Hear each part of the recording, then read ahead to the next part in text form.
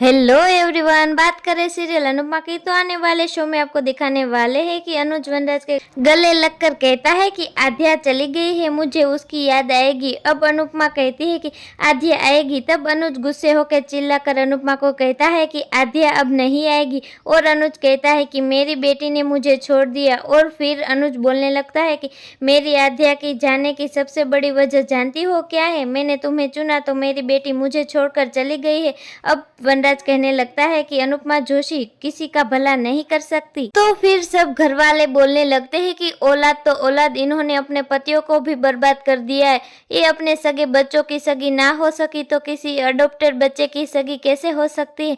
फिर वनराज कहता है कि तुम अपना नाम बदल दो क्योंकि माँ कहलाने के लायक नहीं हो। तब अनुपमा पूरी तरह से टूट जाती है। तो अब क्या होने वाला है आने वाले एपिसोड में, नया ट्विस्ट जानने के लिए हमारी चैनल के साथ बने रहे और हमारे चैनल को लाइक, शेयर और सब्सक्राइब करना ना भूलिएगा।